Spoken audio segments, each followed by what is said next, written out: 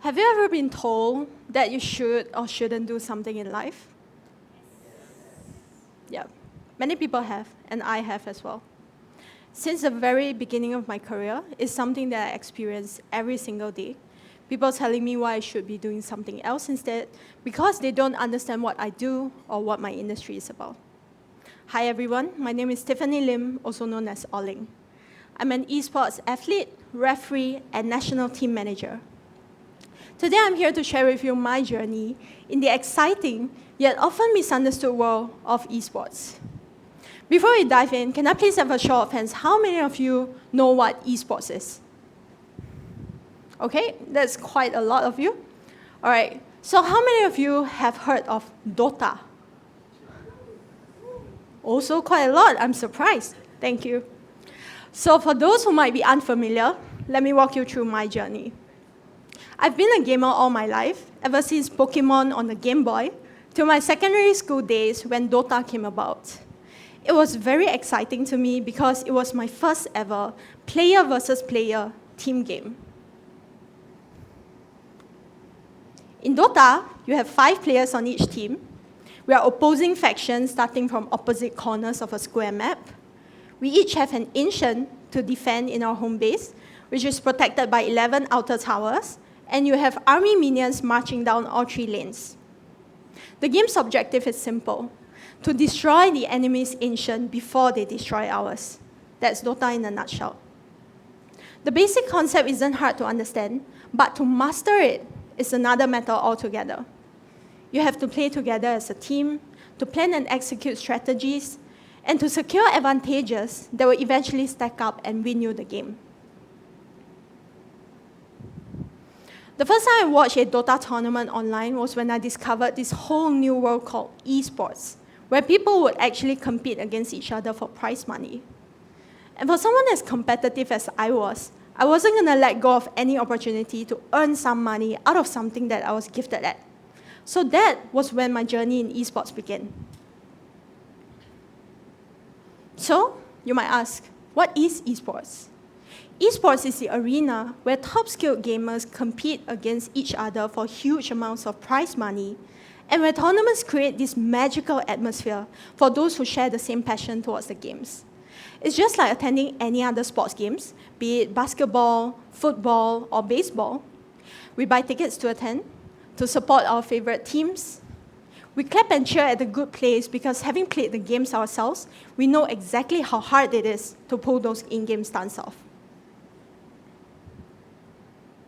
I remember the first time I attended an esports tournament offline.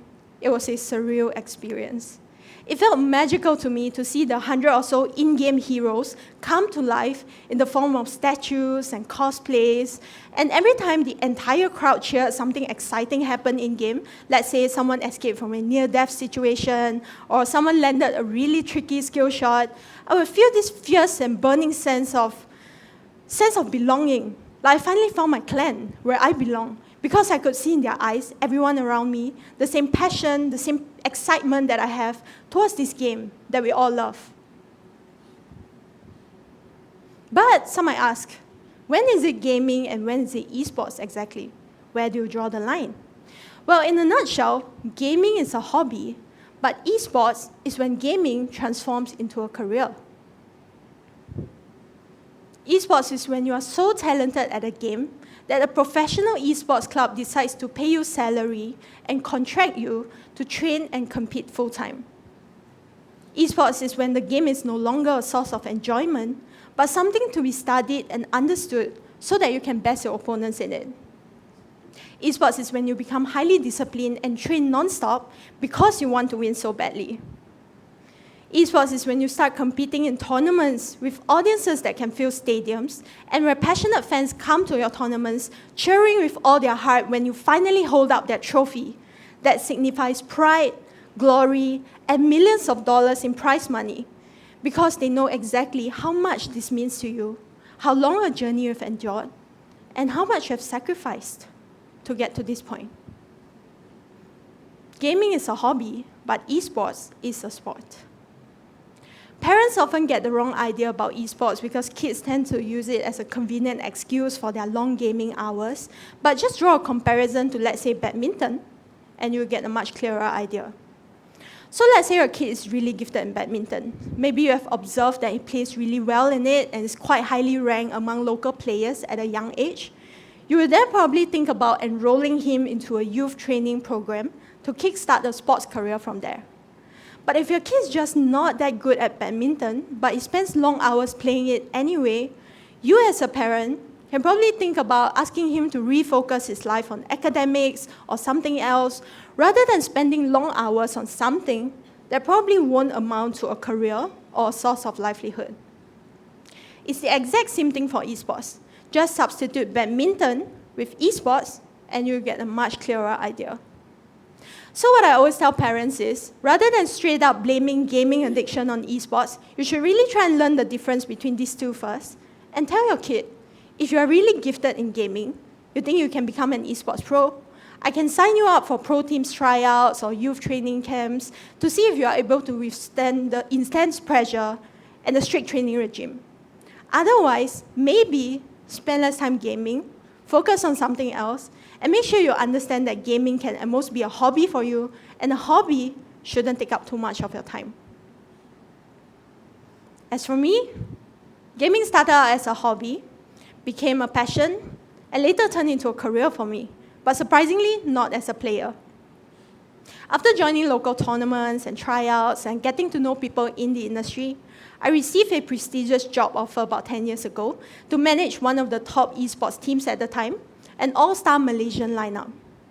I knew that this was a highly risky move because I was essentially throwing away career prospects of a promising career in Singapore to return to Malaysia for this esports thing, which in many people's eyes still equaled to something shady, something in the depths of a dark and seedy cyber cafe, maybe somewhat to do with gambling or addiction. So many negative labels, misconceptions, and stereotypes. But I knew deep in my heart that I wanted to live out my dreams, to be part of this new and exciting industry, growing together with it, contributing what I can to help set it on the right path and direction. I knew that this was a highly misunderstood industry, and there are simply not enough credible voices who are able to educate the public about its true nature. Not to mention helping out players who might be less privileged, maybe not informed about their rights, or simply less willing to express themselves in any way but in-game. So as you can imagine, starting out, the road was really tough. I was owed salaries, cyberbullied into depression. My inbox was filled with death threats, rape threats, people telling me that they would run me over if they ever see me in real life just because my team had lost a match. I've also had stalkers following me around at esports events and finding out my home address. I genuinely feared for my own safety and had to lay low and hide it out for periods of time. My own challenges aside, I've also witnessed countless cases of player exploitation, unfair contracts, unpaid salaries, so many bad actors in the scene getting away with wrongdoing simply because esports was a new and legal grey area. There weren't laws protecting players specifically. There weren't laws against cyberbullying back then. We also couldn't use sports laws because esports wasn't classified as a sport yet. But all these setbacks, issues, and challenges only fueled my resolve to bring about change in the industry. I knew that I had to do something, not just for myself, but for everyone who dared to dream of an esports career. Since the very beginning, I've had a vision for esports. I dreamt of the day where esports would be in the Olympics, where our athletes would be recognized for the sacrifices that they made. I dreamt of the day where men and women would compete side by side in the most prestigious esports tournaments.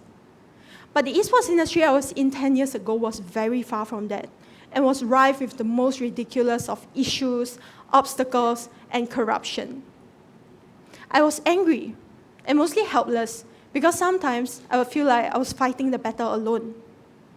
There were times where I would feel weak or scared, but never once did I doubt my decision to be in this industry.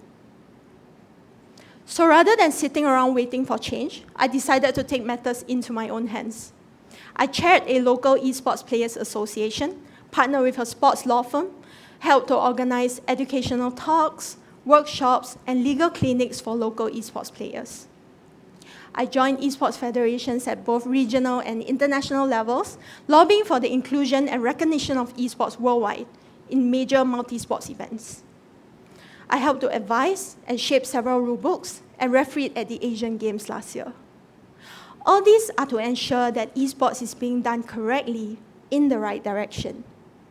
It's been a long, long journey, but I'm proud to be the bearer of good news that from 2025 onwards, esports will have its very own Olympic event, the Olympic Esports Games.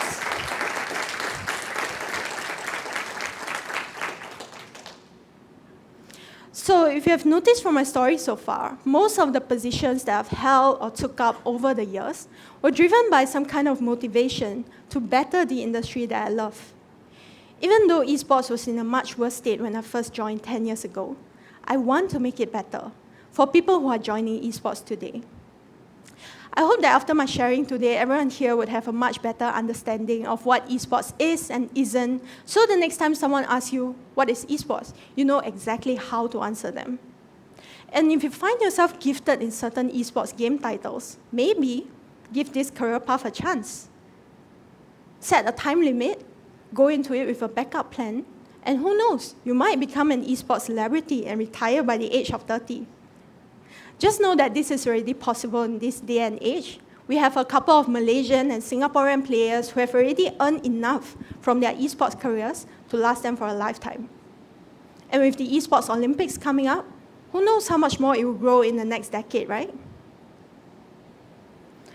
And just remember, if you really love something, be it an industry or a career path, even if it doesn't seem like the most promising at first, don't be afraid to just go into it.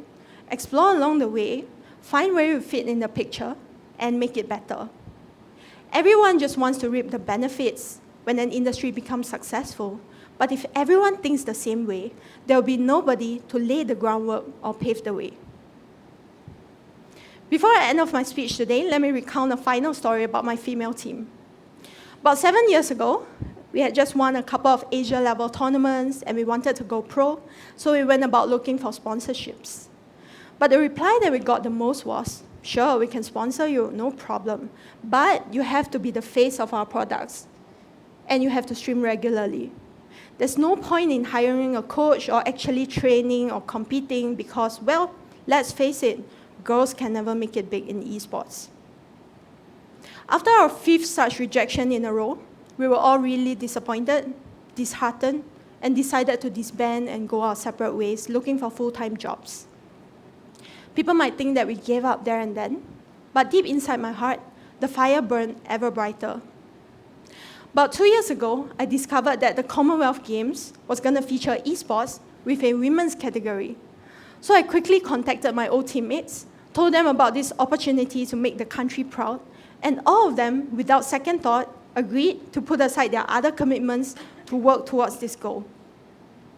I didn't know it back then, but being the national team manager was going to be the hardest job that I've ever taken up, because our government officials didn't understand what esports is or what kind of support we needed. We weren't sponsored, we had zero budget, and all of us, from player to coach to manager and psychologist, all had full-time jobs elsewhere, and we had to find common time slots in order to train and prepare for the tournament. And because training time was so limited, it was extra rigorous and harsh. Mistakes were being pointed out bluntly at every review session. We had to keep practicing against stronger teams because that would expose our problems like ripping off a Band-Aid, quickly but painfully. We lost almost every single practice match for several months straight. Everyone was really stressed out, burnt out, exhausted, and depressed to some extent. We weren't paid to do any of this, but nobody complained. We just gritted our teeth and pressed on. But all this pain, suffering, and sacrifices were all worth it when we finally stood up on that podium, gold medals in hand.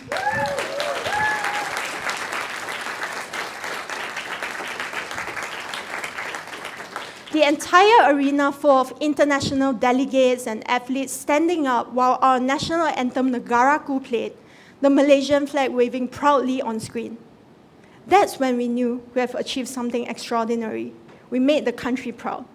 And at the end of the day, that's all we wanted. Thank you.